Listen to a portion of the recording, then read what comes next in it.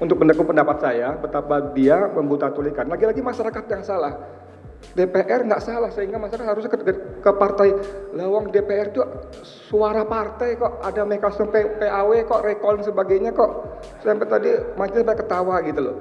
Jadi nasihat saya, ya dari awal tadi saya katakan mohon maaf saya perlu waktu sedikit untuk menyampaikan ini. Saya betul-betul prihatin, menyedihkan sekali ahli ini, dan masih muda, tolong lihatlah fakta-fakta di lapangan. Semua ada mekanismenya, undang-undangnya, pengawasan, tapi pada prakteknya, Masya Allah, amburadul negeri ini.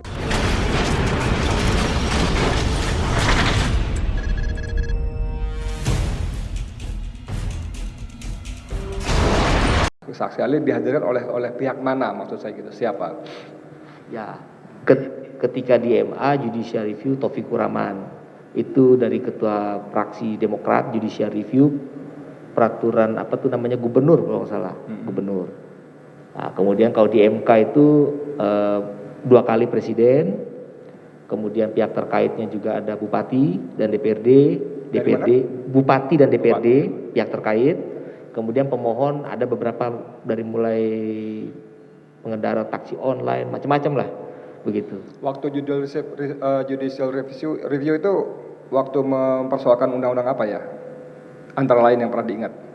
Undang-undang kalau Otsus Papua, kemudian pemberantasan illegal logging, kehutanan ya. Kemudian macam-macam, ada tentang kejaksaan mengenai deponering. Anda dihadirkan oleh pihak mana? Oleh pemerintah atau apa? Ya tadi saya katakan, ketika di MK itu saya sudah dihadirkan oleh semua pihak pernah, baik pemohon, pihak terkait maupun presiden atau pihak pemerintah. Tiga-tiganya pernah. Oke. Gitu. Itu ya, terima kasih informasinya. Kemudian saudara saksi mengatakan tadi kalau nggak salah tangkap, saudara saksi mengatakan bahwa dalam Undang-Undang Nomor 3 Tahun 2022 ini tentang IKN ini sudah memenuhi semua persyaratan. Tidak ada yang disebut dengan, kalau nggak salah saya tangkap tadi ya, tidak ada catat formal, cacat apa segala macam. Sedikit lagi boleh nggak jelaskan secara singkat aja yang sudah memenuhi semua syarat tadi? Mohon sedikit jelaskan kembali. Singkat aja. Ya, jadi misal tentang uji publik, tentang naskah akademik, tentang apa gitu, tentang waktu pembahasan, misalnya ya, fokus ke situ. Ya, jadi begini ya, persoalan dalam prosesnya, itu berbeda dengan materinya. Dengan? Materi. Oke. Formil dan materi itu berbeda. Formil itu dari mulai perencanaan sampai pengundangan itu adalah proses pembentukannya. Itu sudah diuji di MK dan kita semua sudah final. Di MK. Ketika diputus oleh putusan nomor 34 PUU 20/2022 yang diajukan oleh Azumardi Azra, Sirajuddin Samsudin, Dim Samsudin, Nur Hayati Jamas dan sebagainya. Itu sudah diuji, tidak ada cacat formil. Baik dari aspirasi, naskah akademik, lampiran dan sebagainya. Artinya clear. Kita pun sebagai warga negara yang tidak terikat dengan persidangan itu harus mengatakan setuju dengan MK. Oke, terima kasih. Sebagai ahli, saya ingin minta pendapat saudara, ketika ada pihak-pihak yang berpendapat itu pembahasannya tergesa-gesa. Untuk sebuah undang-undang sepenting itu hanya 42 hari. Soal fast track itu sudah diuji di sini. Nah ya, ini kan angka. Sekarang sebagai pendapat saya sama dengan MK. Oh, sama dengan MK, begitu. Ini pendapat saya. Termasuk soal cuma uji publik 2 hari. Di kampus Izin yang mulia, saya sudah menyatakan saya sependapat dengan MK karena MK sudah menguji dan pendapat saya pun demikian. Begitu. Sudah final, artinya kita nggak permasalahkan. Siap, saya juga gitu ya. Terus ketika JPU tadi bertanya, saudara ahli kalau nggak salah tangkap menegaskan kembali tidak ada itu oligarki. Kalau ada, buat apa ada jaksa? Buat apa ada BPK? Buat ada apa KPK? Gitu kan? Bahkan kalau saya mau tambah lagi, buat apa ada Propam? Polri misalnya itu kan itu kan semua bagian dari pengawasan kan gitu kan, walaupun faktanya organ-organ tadi tidak selalu bisa berfungsi sebagaimana mestinya, ya kan, walaupun paling gampang yang terakhir baru-baru ini Sambo dan kawan-kawannya, ini seperti contoh saja, polisinya polisi ternyata justru jadi biang penjahatnya. Saudara ahli, saya ingin bertanya bagaimana mungkin ada ungkapan begini di kalangan masyarakat, para ilmuwan itu sering bertengger di Menara Gading. Bertengger apa? Ya, di Menara Gading. Jadi dia sibuk dengan teori-teorinya, dengan ilmu-ilmunya tanpa melihat fakta di lapangan. Bagaimana pada Pak Saksi? Ahli maksud saya, lewat ahli. Ya. Wet and Sculpton for the practice, Pak. Itu pernah disampaikan oleh Profesor Mr. Indirecton Joko Sutono. Wet and Sculpton for the practice. Ilmu pengetahuan yang baik harus jadikan pedoman di dalam menyelesaikan segala persoalan yang ada. Saya akademisi, Pak. Seorang akademisi itu harus ada dasarnya, dasar ilmiahnya. Soal praktek bagaimana itu bagian dari pengembangan kami sebagai akademisi untuk menilai bagaimana proses yang ada saat ini dan memberikan masukan untuk perbaikan-perbaikannya bila ada ke depannya seperti apa. Jadi tidak benar itu kalau mengatakan akademisi atau orang-orang ahli itu hanya bicara teori aja. Justru praktek itulah berdasarkan pada pendekatan di atas tataran normatif, yaitu asas hukum, teori hukum dan filsafat hukum. Dan itu adalah ranahnya ahli. Jadi kalau saudara bilang praktek itu ahli nggak tahu dan hanya bicara dari atas dan nggak tahu di bawah seperti apa, itu keliru besar. Keliru sekali. Justru ahli-ahli itulah yang harus membantu memberikan pendapat bagaimana idealnya, ya kan gitu. Jus dasolennya itu, apa yang diharapkan ke depan, ya kan, dengan Spraekbus van de Wet hari ini, dengan praktek dari undang-undang hari ini. Saya setuju sekali. Saya potong aja. Jadi seorang ahli, seorang ilmuwan, ya itu harus apa istilahnya tadi, yang memberikan tanda kutip, memastikan bahwa teori-teori tadi, ilmu tadi harus ada di dalam kehidupan. Dalam kalimat saya kurang lebih seperti itu. Nah, pertanyaan saya selanjutnya adalah bahwa sebagai seorang ahli, saya ingin bertanya bagaimana seorang ahli sekarang ini melihat praktek sebagai seorang ahli, praktek kehidupan berternegara kita. Misalnya begini, misalnya pasal 33 Undang-Undang Dasar kita yang menyebutkan bumi, air, dan segala macam itu dikuasai negara dan dimanfaatkan sebesar-besar kemakmuran rakyat. Ya kan, kita contoh Bojonegoro misalnya, Bojonegoro apa Bojonegara? Yang ada migasnya itu Bojonegara ya. Itu pemerintah daerahnya hanya dapat 1,2 triliun setahun royalti dari migas yang disedot. Sementara itu cuma 10% pun karena tanda kutip belas kasihan mereka nggak punya uang untuk setor.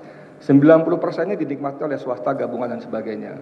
Bagaimana mengaitkan fakta ini dengan pasal 33 yang sebesar-besarnya dimanfaatkan kemakmuran rakyat?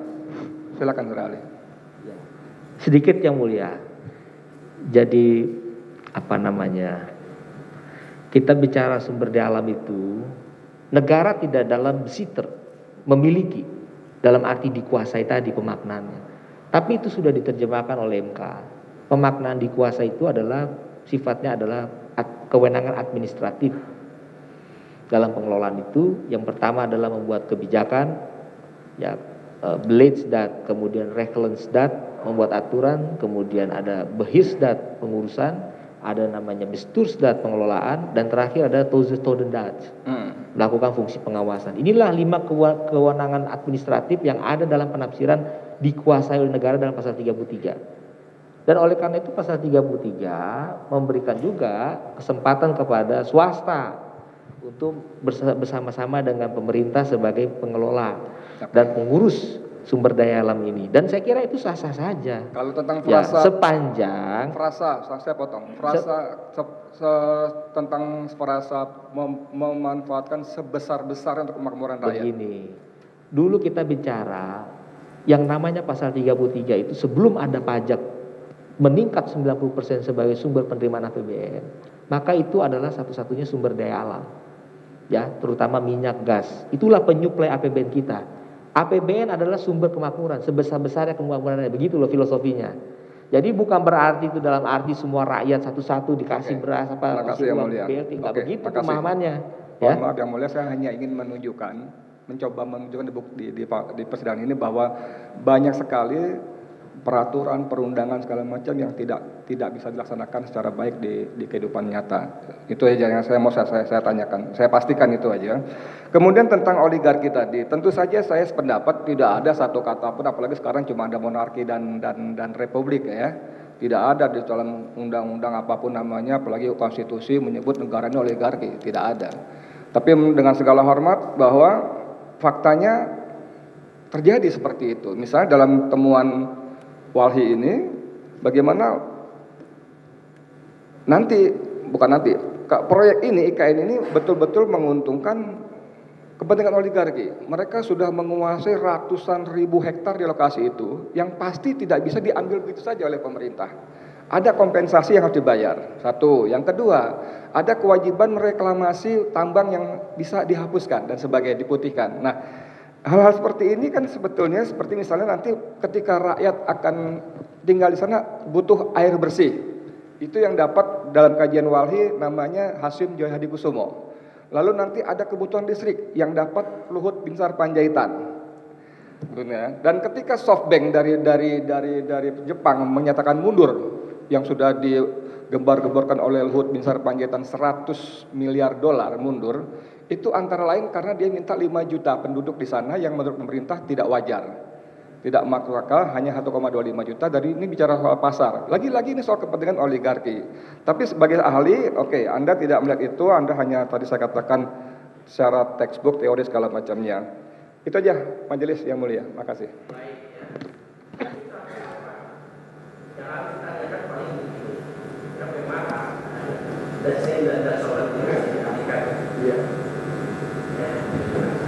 Yang harus ditanyakan paling penting, teori itu yang seperti yang sudah disampaikan.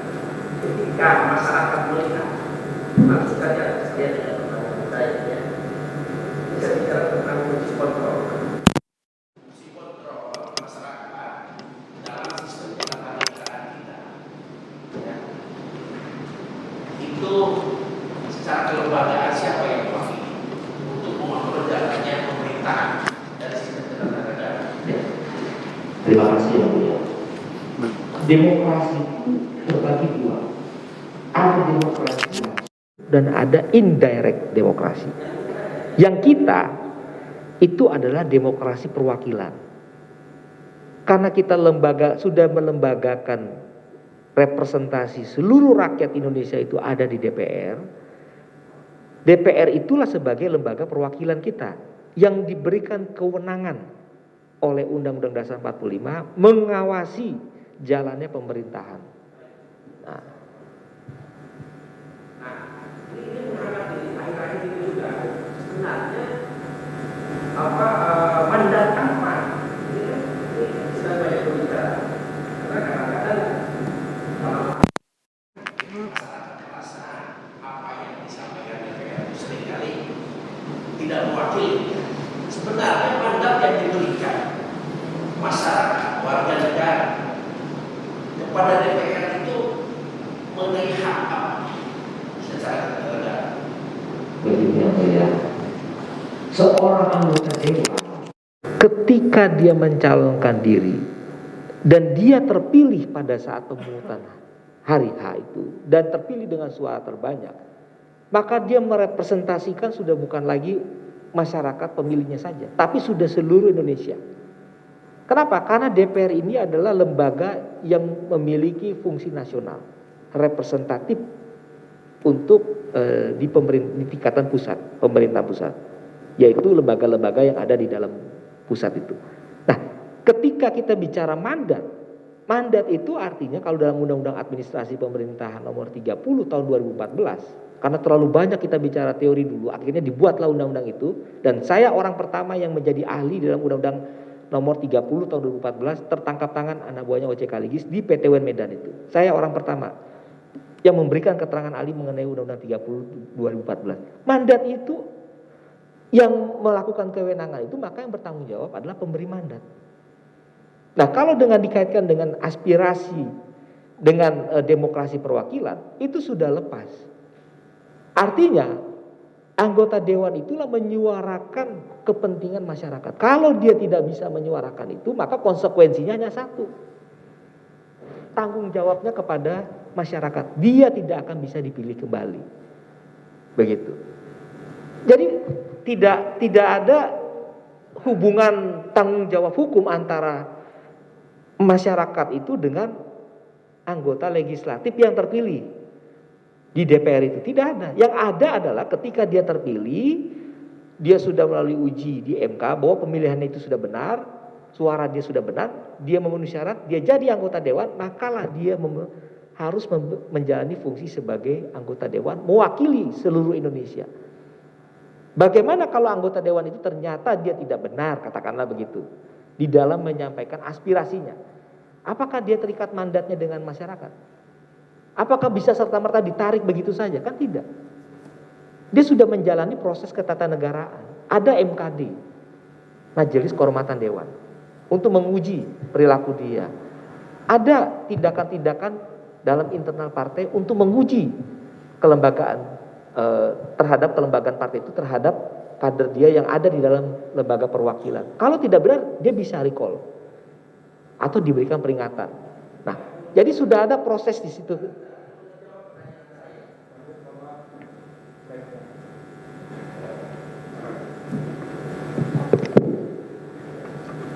Pertanyaan saya, ya, yang dimandatkan oleh rakyat, warga negara terhadap DPR, selama ini melalui anggota DPR-nya ya, yang dia pilih, itu hak apa saja Pak? Hak politik saja atau hak-hak lain di dalam teori ketatanegaraan? Kan banyak hak Ya, itu Pak. hak pengawasan.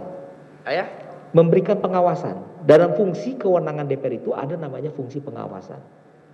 Karena kita bicara DPR itu sudah berlembaga, maka disitulah orang yang duduk sebagai anggota DPR otomatis dia melekat menjalankan fungsi dewan itu, bikin undang-undang, mengawasi, begitu. Dan fungsi anggaran. Nah, fungsi itu adalah bagian dari tugas rakyat. Kamu kalau mau jadi anggota dewan, saya pilih, bisa mewakili aspirasi, awasi pemerintah. Itu fungsi Anda. Masyarakat menilai sekarang di luar, oh siapa-siapa aja nih yang kira-kira tidak menjalankan tadi hak-hak rakyat tadi yang sudah dilembagakan dalam bentuk fungsi tadi. Mengawasi.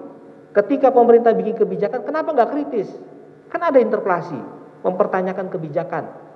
Panggil dong mitra kerjanya. Tadi sumber daya alam, kenapa ini begini di Bojo mana tadi Pak? Maaf. Nah misalnya begitu ya, saya juga panggil dong mitranya. Kementerian apa yang berkaitan dengan itu? Panggil. Kenapa ini ada data di sana begini-begini? Nah, masyarakat nonton. Oh, kerjanya benar. Kalau diem-diem aja misalnya begitu ya. Ya sudah.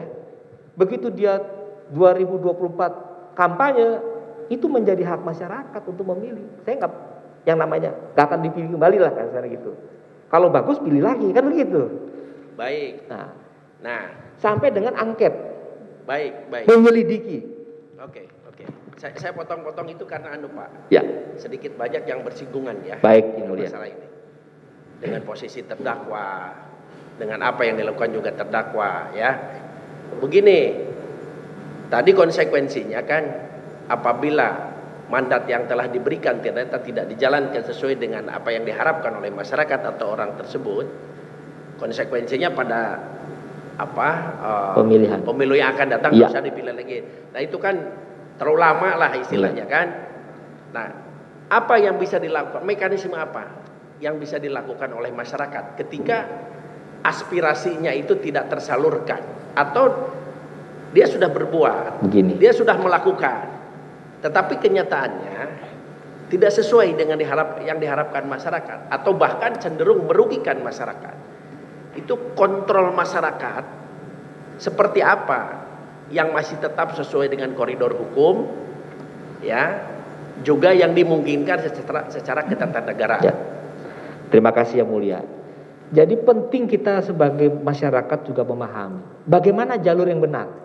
Kan begitu, singkat cerita. Ketika ada kita memperhatikan dinamika prakteknya tidak sejalan dengan harapan masyarakat. Katakanlah begitu. Ada partai politik sebagai pemegang kedaulatan rakyat juga.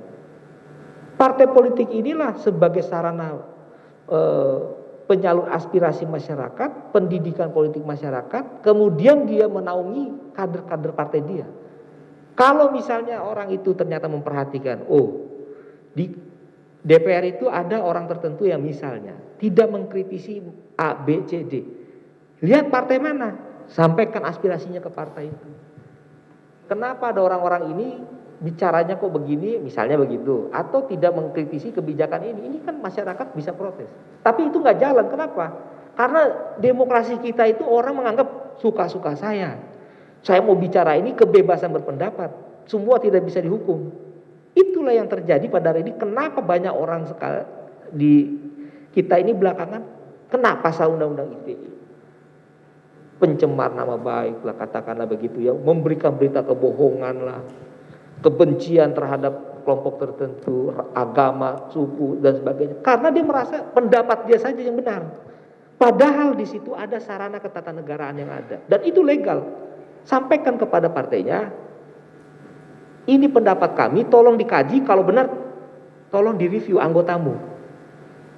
Karena kekuasaan anggota itu dibawa dari partainya itu di dewan. Kalau partainya mengatakan, fraksinya mengatakan, tolong cermati kebijakan itu, kan begitu. Kalau kader melanggar, dia kena aturan internal partai. Dan masyarakat bisa menilai, oh ternyata partai ini tidak bekerja sesuai harapan masyarakat. Itu menjadi ranah masyarakat untuk memilih. Jadi jangan orang bilang partainya itu jalan, masyarakat bilang saya juga punya pendapat sendiri. Kan belum tentu teruji pendapat dia itu benar apa enggak di mata partai itu. Tahu dari mana kalau anggota dewan itu tidak mengawasi pemerintah ketika membuat kebijakan? Tahu dari mana? Yang tahu itu ya partainya dong. Coba kita baca Undang-Undang Dasar 45 itu. Pemegang kedaulatan rakyat juga dilaksanakan menurut Undang-Undang Dasar 45. Bukan dijalankan sepenuhnya oleh MPR lagi, tapi oleh Undang-Undang Dasar 45. Dan itu ada partai politik sebagai peserta pemilu. Pemilu memilih kadernya sebagai calon legislatif untuk duduk sebagai perwakilan rakyat Indonesia. Nah ketika itu bermasalah, kembali lagi. Apakah disampaikan nggak ke partai itu? Begitu. Baik. Itu proses ketatanegaraan yang saya pahami yang mulia. Ya. Saya paham Pak ya. Karena memang teori-teori itu bagus sekali Pak. Ya. Kalau bisa dijalankan, baik oleh masyarakat maupun oleh yang menerima mandat. Ya. Bagus sekali memang. Dan memang di dalam perkara ini, makanya tadi saya arahkan bukan apa-apa ya. Ini sederhana kok perkara ini. Ya, dalam rangka kritik ada kata-kata yang dianggap menyinggung dan ada yang keberatan, itu aja. Terus lapor, diproseskan begitu. Jadi makanya tadi terlalu melambung dengan teori ketatanegaraan apa, mohon maaf saya anukan. Karena sebenarnya ini juga sekaliguslah pencerahan kita praktisi hukum itu. Coba di 180 KUHP itu ya. Sebenarnya itu kewenangan majelis kok ya untuk menghadirkan ahli itu. Cuman di dalam baca aja 180 KUHP baca. Bukan terus para pihak dalam hal ini ya, baik perdata maupun pidana ya. Mungkin dalam perdata penggugat, tergugat. Itu kalau majelis, kalau hakim memerlukan pendapat ahli, hakim memerintahkan para pihak untuk menghadirkan. Begitupun dalam pidana, coba dibaca ya. Tetapi dalam praktek tentu harus luas ya. Bisa apakah akan menghadirkan ahli, apakah terus didiskusikan ya dalam prakteknya. Makanya kenapa saya tadi intervensi arahnya ke sini, yang bermanfaat untuk pembuktian ini kembali ke pasal awalnya seperti itu ya. Jadi gitu ahli ya, mohon maaf ya. Jadi saya bukan berarti membatasi saudara juga untuk menyampaikan secara panjang lebar, tetapi apa yang menurut kami diperlukan di dalam pembuktian perkara ini, pembuktian positif, pembuktian negatif, itu ya. Masih ada pertanyaan?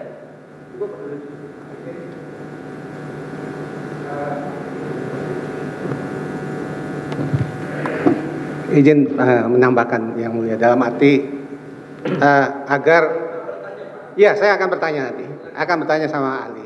Dalam arti tadi ahli sudah sampaikan kalau mestinya masyarakat yang menilai apa yang terjadi di masyarakat disampaikan lewat partainya. Nah tadi juga ahli sampaikan kalau saat ini banyak sekali yang orang bicara-bicara sendiri. Mestinya dia sampaikan ke partainya. Ini kalau pendapat ahli sebenarnya gejala apa ini yang seperti ini? Silakan.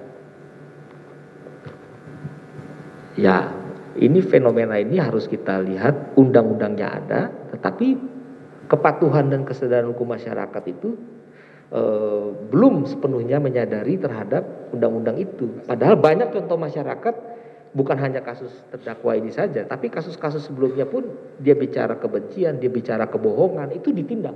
Mestinya menjadi pembelajaran bahwa setiap warga negara itu hati-hati. Bukan tidak boleh, boleh saja mengkritisi, asal tidak memberikan kebohongan, asal tidak kebencian, dan lain sebagainya. Tapi sepanjang fenomena itu ada hari ini kok semakin banyak orang kena undang-undang ITE kemudian ditindak, itu artinya berarti kembali kepada masyarakat mengenai kesadaran hukum. Kesadaran hukum itu penting, begitu. Artinya berapa banyak pun orang kalau dihukum, kalau masyarakatnya tidak punya kesadaran hukum, memahami apa namanya efek jera. Ini kita bicara penegakan hukum ini efek jera karena pidana, bukan administratif, menyangkut nama baik, ya. Kemudian atau peringatan teguran saja, tapi ini menyangkut efek jera. Ya, kalau masih terulang kembali ya berarti masyarakatnya tidak sadar hukum. Saya pikir cukup. Cuman saya masih ingin meneruskan. Ya katakanlah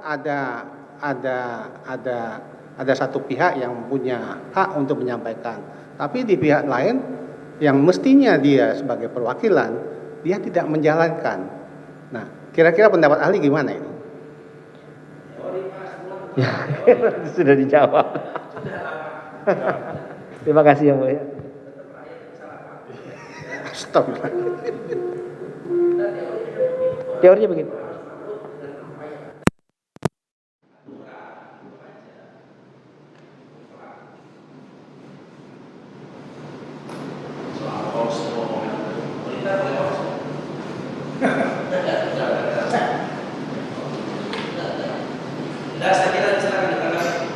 Makasih yang mulia, mohon izin kali ini agak sedikit menyita beberapa menit. Iya, pendapat full. Pertama saya secara keilmuan oke lah, ya teori-teorinya oke lah. Cuman tadi saya kutip tadi ini pendapat lagi, mohon maaf, ahli yang dihadirkan ini menurut saya naif dan menyedihkan. Dia terlalu sibuk dengan teori-teori dan tidak mau melihat kenyataan fakta di lapangan. Ketika pertanyaan terakhir tadi lagi-lagi masyarakat yang salah. Bahkan mohon maaf mengutip majelis pun ya pokoknya mereka salah. Ya tapi mohon maaf ini perlu sekali saya sampaikan supaya buat pembelajaran buat kita semua khususnya ahli. Ini masih muda tapi mohon maaf terlalu membuta-matakan dan mendulikan telinga. Tidak melihat kenyataan sampai propam segala macam tadi dan sebagainya. Tadi kan bisa saja sebetulnya ahli menjawab iya masyarakat memang salah, tapi kan masyarakat begitu karena DPR-nya budak. Bagaimana mungkin? Ya misalnya gitu kan. Untuk mendukung pendapat saya betapa dia membuta tulikan. Lagi-lagi masyarakat yang salah. DPR nggak salah sehingga masyarakat harusnya ke partai lawang. DPR itu suara partai kok, ada mekanisme PAW kok, recall dan sebagainya kok. Sampai tadi majelis sampai ketawa gitu loh. Jadi nasihat saya, iya, nah ini tanggapan saya atau pendapat beliau ya. Maka tadi saya mau dari awal.